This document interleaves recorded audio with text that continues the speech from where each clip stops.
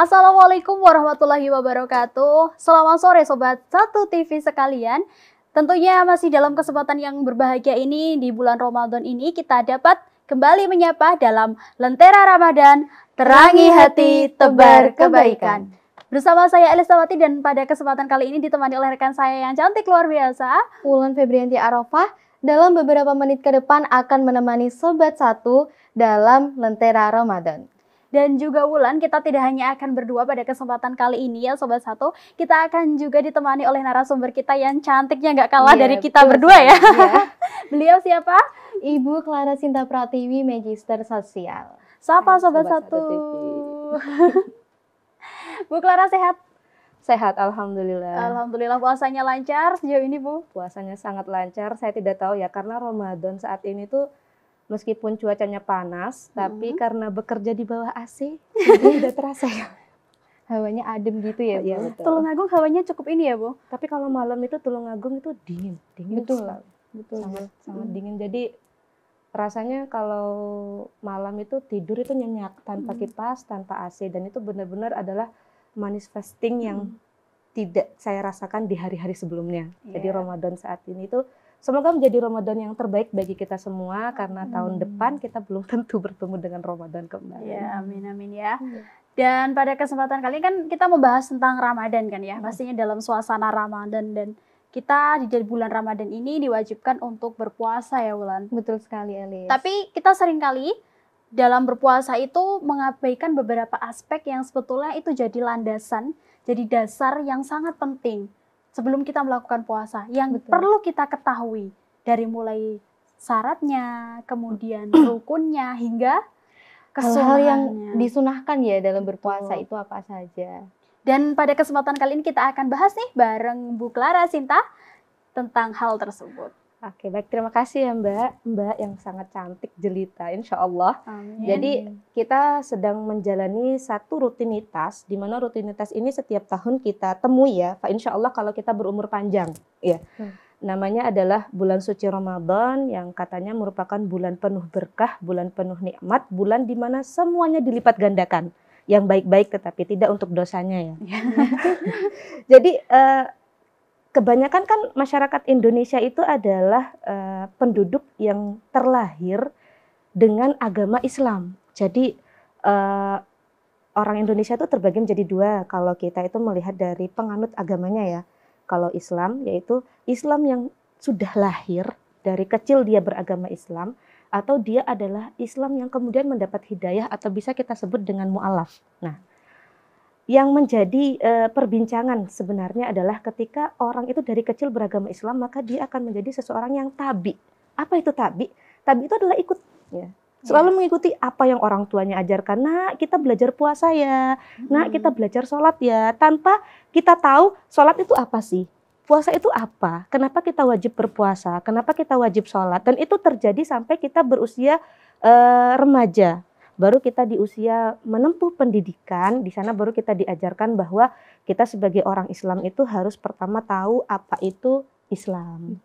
Kemudian kita sebagai orang Islam itu kita harus mengenal yang namanya rukun Islam.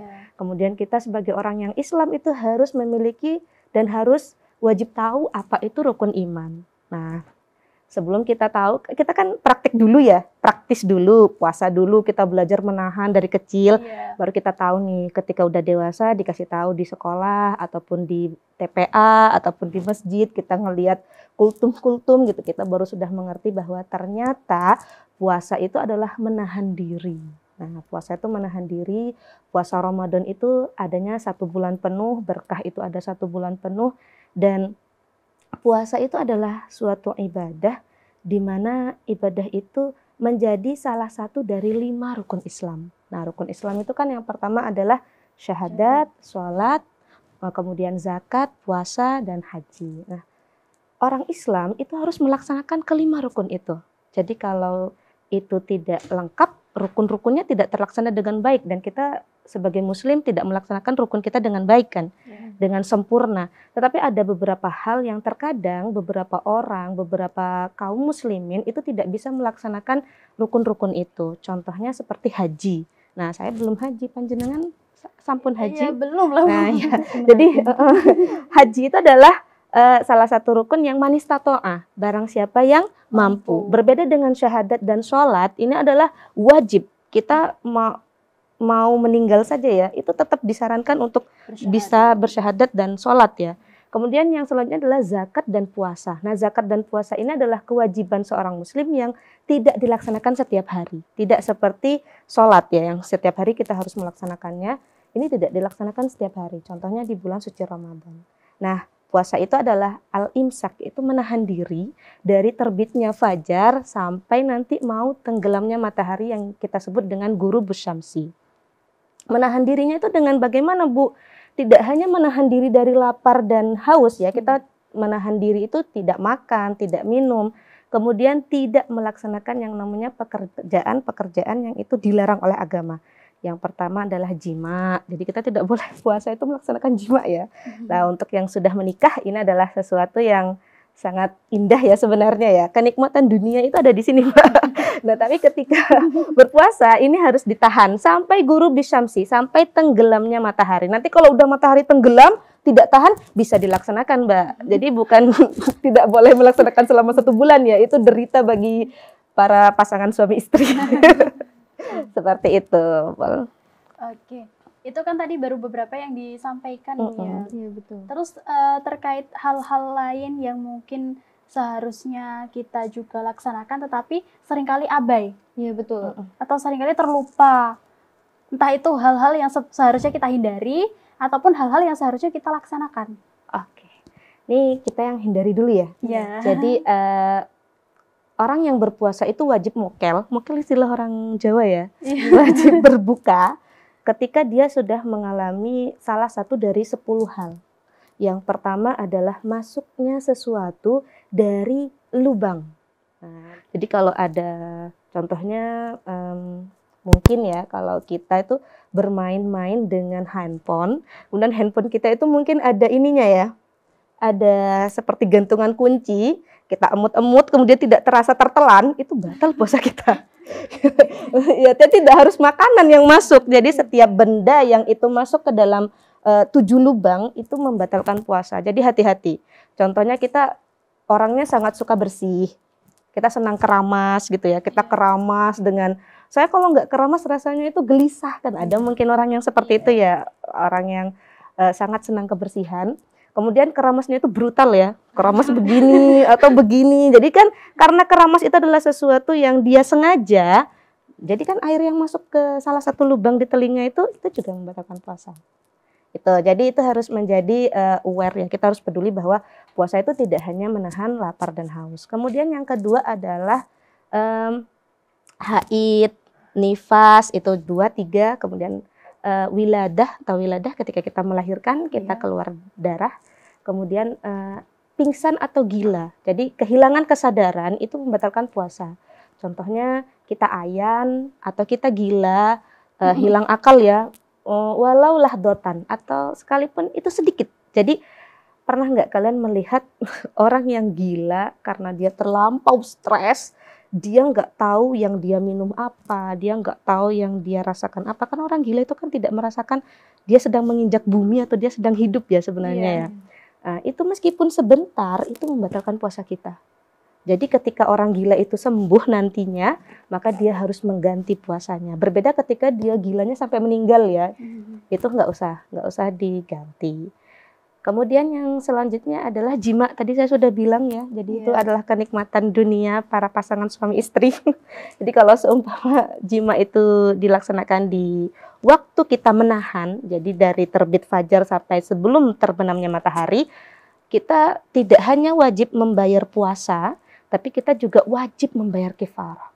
Jadi kafarah itu bagi orang yang melaksanakan jima di bulan suci Ramadan, itu yang pertama kewajibannya adalah membebaskan budak mukmin.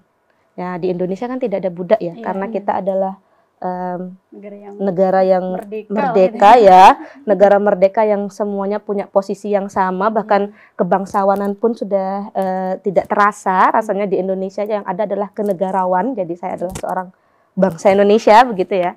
Jadi mungkin tidak bisa melaksanakan itu. Nah, kalau tidak bisa kemudian opsinya apa nih gitu. opsinya adalah kita melakukan puasa 2 bulan berturut-turut. Malah lebih susah ya. Ketika kita melaksanakan jima 1 hari di bulan Ramadan, malah puasa 2 bulan berturut-turut. Dan yang ketiga adalah memberi makan orang miskin sebanyak 60 orang. Di mana 1 orang miskin itu memberi makannya itu 1 mud. Nah, 1 mud itu kalau hitungan orang Indonesia, amannya itu sekitar 2,8 atau sampai 3 kilo lah. Jadi per orang 3 kilo. Bayangkan kita jima 1 hari dan harus membayar 3 kilo kali 60. Wah, lumayan ya. Lumayan, sangat lumayan itu. Jadi itu sesuatu yang harus tetap menjadi warning ya. Jadi itu adalah lampu rambu-rambu bagi kita. Oh, saya sedang berpuasa, maka hindari hal itu. Yang selanjutnya adalah izal. Nah, izal ini berbeda dengan ihtilam ya. Nah, kalau izal itu adalah keluarnya mani dari seorang laki-laki akibat dari pekerjaannya sendiri, mubasyarah. Jadi dia melakukan istilahnya kalau sekarang itu masturbate ya. Tahu masturbate kan? Kalau orang laki-laki tidak memiliki pasangan dan kemudian merasa sangat ingin mengeluarkan, kemudian mengeluarkan sendiri begitu ya. Itu ini edukasi ya. Jadi itu wajib untuk mengganti puasanya dan itu batal. Berbeda dengan ihtilam, ketika kita tidur, kita kan tidur itu dalam keadaan tidak sadar. Kemudian kalau orang laki-laki kan suka bermimpi wanita cantik atau siapa begitu ya. Tiba-tiba ketika bangunnya, maka itu tidak membatalkan menurut saya. Tapi ketika dia sengaja mengeluarkannya, itu yang membatalkan. Jadi itu dari hal yang membatalkan. Sekarang ini apa sih yang harus kita lakukan ketika kita berpuasa? Nah tadi katanya mbaknya ya. Kita berpuasa itu kita disunahkan untuk melaksanakan pekerjaan-pekerjaan sunnah. Pekerjaan-pekerjaan sunnah. Yang pertama itu adalah kita menjaga diri kita kan tidak untuk makan dan minum ya. Maka yang kedua itu adalah menjaga lisan.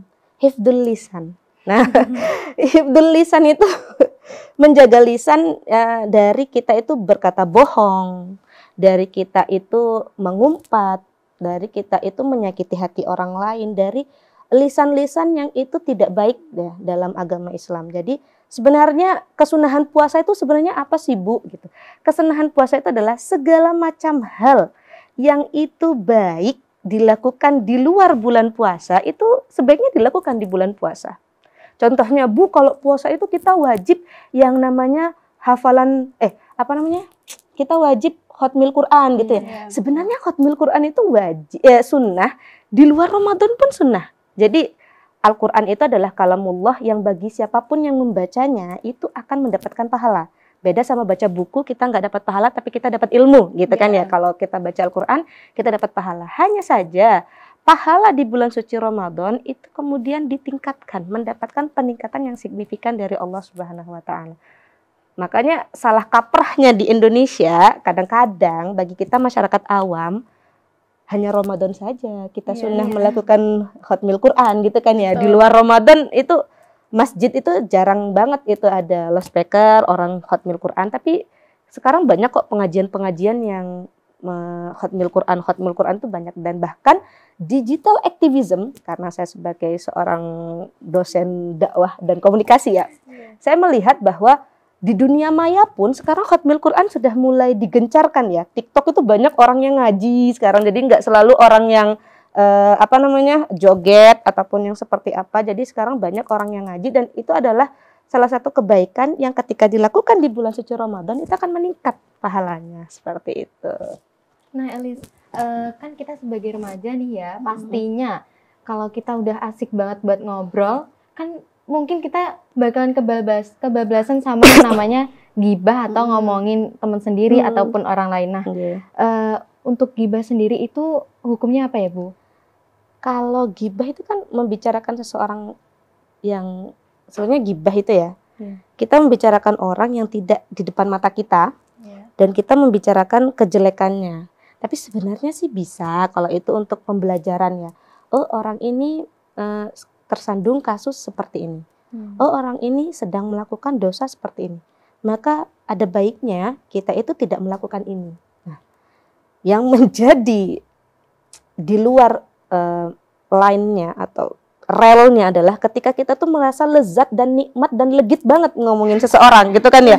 Jadi ngomongin seseorang tuh, dia terus kasus, oh iya tah, gimana? Oh iya, katanya begini. Akhirnya, nah mulut itu suka membumbui. Yang awalnya hanya berita fakta bahwa dia itu telah melakukan kesalahan A, tetapi merembet menjadi B, C, D, E, F, G sampai Z, yang sebenarnya kita juga tidak tahu B sampai Z-nya itu benar atau enggak. Ini yang dinamakan dengan ghibah, dan ini sudah ada unsur berbohong sedikit demi sedikit, karena kan orang yang berghibah kadang-kadang suka membumbui ya. Kalau nggak dibumbui itu rasanya nggak heboh ngomongnya gitu, nggak nikmat. Nggak legit gitu ya, kayak kita makan lapis legit gitu ya. Kalau makannya segigit itu kurang gitu, jadi harus ditambah dan ditambah gitu. Nah, di situ letak dosanya, karena kita ada unsur kidibnya, ada unsur kita tidak mengkonfirmasi bahwa itu adalah sebuah fakta, itu adalah kebohongan kadang-kadang, dan kita sering menyebutnya dengan hoax kan ya. Meskipun pada akhirnya itu adalah sebuah kebenaran, tetapi karena kita tidak mengkonfirmasi, itu adalah sesuatu yang tidak boleh kita lakukan, dan itu dosa. Dan sekarang itu juga sudah meluas di dunia maya ya, bahkan di TikTok orang tuh senang banget jarinya itu gibah. Meskipun bukan mulutnya yang gibah pada akhirnya ya, bukan mulut yang keluar, tetapi jari yang mengetik. Setiap ada orang posting di komen yang kita sebut dengan namanya hate speech gitu ya, komentar buruk, kita mau ngomongin ini, atau bahkan kita ngetek orang-orang yang menurut kita tuh dia melakukan dosa yang sama. Seperti itu contoh nih, ada kasus A, kemudian langsung nih di tag, woi kan kamu juga begini. Nah ini kan ya, oh iya dia begitu ya sebelumnya, oh iya begini. Nah kita tidak pernah merasa, kita tidak pernah tahu ada aftertaste yang terjadi ketika kita melakukan. Kalau kita melakukan gibah, orangnya nggak dengar, mungkin nggak ada aftertaste-nya ya. Tapi ketika kita meninggalkan jejak gibah kita di dunia maya, itu ada aftertaste. Kayak kita nyemprotin parfum yang mahal, Chanel, Dior gitu. Bukan ajang bukan iklan. Kita nyemprotin itu, ketika disemprot dengan 5 menit setelahnya baunya beda. Biasanya orang itu nyari parfum yang aftertaste-nya tuh enak. Jadi ketika udah kecampur sama keringat itu enak. Tapi kalau omongan pedas di media sosial, kita nginput, tes gitu ya, kita ngupload. Kita tidak pernah tahu bahwa hate speech yang kita lakukan, bullying-nya kita lakukan, cyberbullying-nya kita lakukan di media sosial itu ternyata berdampak atau tidak kepada orangnya. Jadi ketika orangnya tahu bahwa dia dibicarakan, ketika orang itu tahu bahwa dia menjadi highline gitu ya. Itu kalau di Korea itu kan banyak kasus bunuh diri. Jadi Indonesia juga sekarang sudah mulai ya. Karena memang orang Indonesia kan suka kadang-kadang jarinya bergerak-gerak seperti itu. Pedis-pedis ya Bu. Ya lumayan. Jadi ketika bulan suci Ramadan ada baiknya itu dikurangi. Berarti tidak hanya, bisa kita simpulkan tidak hanya gibah secara langsung saja, tetapi dengan media apapun itu sebetulnya salah dan bisa saja mengurangi istilahnya makna kita dalam berpuasa, mengurangi pahala, mengurangi fadilah puasa kita gitu kan. Padahal ya Rasulullah SAW itu pernah bersabda, man shoma ramadhana imanan wahtisaban ghufira lahu ma taqaddama min dzambi. Barang siapa yang dia berpuasa di bulan suci Ramadan, man shoma ramadhana imanan, dengan keimanan, wahtisaban itu istilahnya dia menahan diri ya, ghufira lahu, maka Allah akan mengampuni dosanya dari yang dahulu dan yang akan datang. Jadi selama dosa-dosa kecil ya, bukan dosa-dosa besar, jadi dosa-dosa kecil, dan itu adalah suatu ladang yang sebenarnya itu banyak sekali pahalanya, dan kita bisa menggali banyak hal di bulan suci Ramadan ini. Iya, dan Bu, tadi kan juga disampaikan beberapa kesunahan dalam berpuasa yang sebenarnya itu juga hal-halnya bisa kita laksanakan sebelum puasa sekalipun kan. Tapi di dalam puasa ini khususnya kita sebagai seorang mahasiswa ya Wulan ya, kan juga kegiatannya lumayan banyak, kemudian aktivitasnya, kemudian tugas-tugas, deadline dan segala macam, dan kita sekarang sampai kayak kesulitan gitu loh Bu mencari waktu. Padahal kita juga ingin mengerjakan kesunahan-kesunahan itu. Itu bagaimana sih kira-kira tipsnya untuk Sobat Satu supaya kita juga tetap bisa melaksanakan kesunahan-kesunahan tersebut di tengah padatnya aktivitas Iya, di kita tengah sebagai seorang Lembaran tugas ya. sebagai seorang mahasiswa. Jadi saya itu pernah sangat tersentuh ya dengan dauhnya Gus Baha. Mungkin ini sangat pernah viral di media sosial. Jadi saya adalah salah satu orang yang suka bermain media sosial. Karena saya tahu media sosial itu tidak hanya menjadi tempat yang harusnya dihindari. Media sosial itu adalah sesuatu yang bisa diarahkan kepada hal yang positif. Jadi salah satunya adalah Gus Baha itu pernah berkata, jangan menilai seseorang, terutama di bulan suci Ramadan ini ya. Jangan menganggap seseorang yang tidak sholat tarawih itu adalah orang yang kamu tidak menjalankan kesunahan di bulan suci Ramadan. Tarawih itu hanya terjadi 1 tahun sekali. Kamu kalau nggak sholat sangat eman, rugi dong gitu kan ya. Yang lagi terkenal saat ini ya. Tapi kita tidak pernah tahu bahwa orang itu tidak bisa tarawih karena dia memiliki kewajiban. Kita tahu sholat tarawih itu adalah apa? Sunnah. Kemudian kita tahu sekarang, mencari nafkah itu wajib atau sunnah? Wajib. Menuntut ilmu itu wajib atau sunnah? Wajib. Maka ketika ada seorang satpam, seumpama ini ya, satpam dia bekerja harus menjaga keamanan sebuah instansi, sebuah perusahaan, ataupun sebuah tempat, bahkan di saat jam tarawih itu berlangsung ya, karena tidak ada yang tahu kapan maling itu masuk ya, maka ini kan kewajiban, mencari nafkah, bekerja adalah kewajiban. Jadi jangan menilai ketidaktarawihan seorang satpam yang sedang menjaga itu adalah sesuatu yang, kamu ngapain nggak tarawih? Gitu. Jadi kita harus bisa memilah mana sih yang merupakan kewajiban, mana sih yang merupakan sunnah. Jadi sunnah itu boleh untuk dilakukan, sangat bagus ya untuk menambah ladang pahala kita. Tetapi yang terpenting adalah laksanakan dulu kewajiban kita. Ini kewajiban sebagai seorang ibu, seumpama adalah menyusui anaknya. Kewajiban seorang remaja seperti kalian adalah belajar. Belajar itu wajib ya. Thalabul ilmi fardhatun ala kulli muslimin wa muslimah. Jadi itu adalah kewajiban bagi kita. Jadi Bu, saya tidak bisa khatam Al-Quran satu Al-Quran itu Bu, karena saya tuh harus kuliah, saya harus belajar, saya harus menuntut ilmu. Itu kewajibanmu. Mengaji Al-Quran itu adalah sunnah. Tidak apa-apa. Laksanakan kewajiban terlebih dahulu. Karena kita kan kadang ngerasa ini ya, kayak sakit hati gitu. Maksudnya sakit hati itu dalam artian kita tuh sebenarnya juga ingin gitu loh. Betul. Bisa khatam, bahkan sampai ada teman-teman itu yang bisa 2 kali, 3 kali kayak gitu. Sebenarnya kan ada rasa ini kan Bu, ada rasa keinginan itu. Tapi kita ya mau gimana lagi kan? Kuliah itu tidak bisa diprediksi seperti waktu sekolah yang ada jam-jamnya tetap kayak gitu. Kuliah itu adalah belajar. Belajar itu menuntut ilmu. Menuntut ilmu itu adalah kewajiban kalian. Jadi itu adalah kewajiban kalian untuk menuntut ilmu. Jadi laksanakan kewajiban. Maka Bu, ketika kita tetap punya rasa keinginan yang kuat ya, kita bisa melaksanakannya di sela-sela waktu.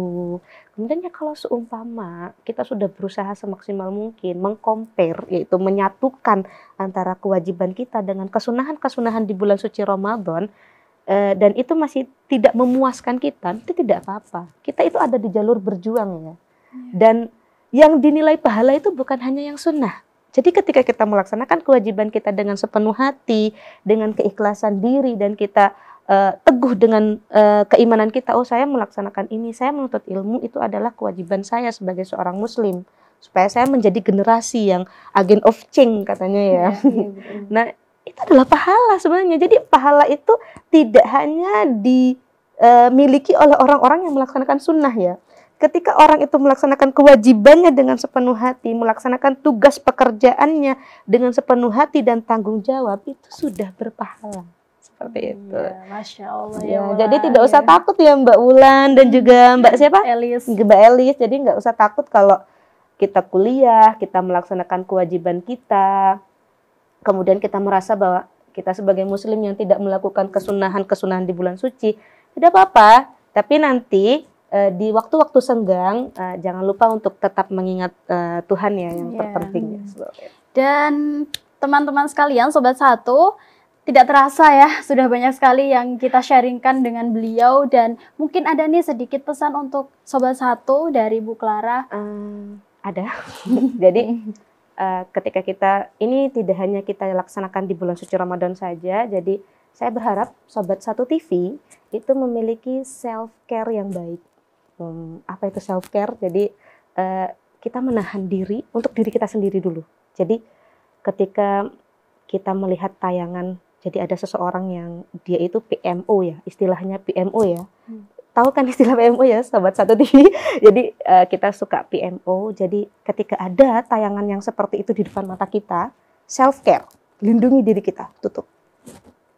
Ketika kita melihat teman kita bergibah dengan sesuatu yang sangat sepertinya nikmat sekali, self care, lindungi diri. Oh, saya harus pergi. Oh, saya pergi dulu ya ke belakang, seperti itu. Jadi silakan untuk self care diri kita. Jadi lindungi diri kita sendiri, hargai diri kita sendiri, dan jadikan diri kita sendiri sebagai investasi terbaik dalam hidup ini. Jadi yang terpenting itu diri kita, bukan orang lain. Jadi self care. Masya Allah, luar biasa sekali ya Wulan pada kesempatan kali ini, pesannya dari beliau untuk self care, cintai diri kita, lindungi diri kita ya, dari apapun itu yang bisa menjerumuskan kita pada keburukan. Dan tadi juga sekaligus menutup perjumpaan kita pada Lentera Ramadan episode kali ini. Jangan lupa terus pantengin Lentera Ramadan di Satu Televisi. Betul sekali. Dan aku Elisawati serta Wulan Febrianti Arafah dan Clara Sinta Pratiwi. Mohon pamit undur diri, jangan lupa untuk terus saksikan Lentera Ramadan, terangi hati, tebar kebaikan. Wassalamualaikum warahmatullahi wabarakatuh.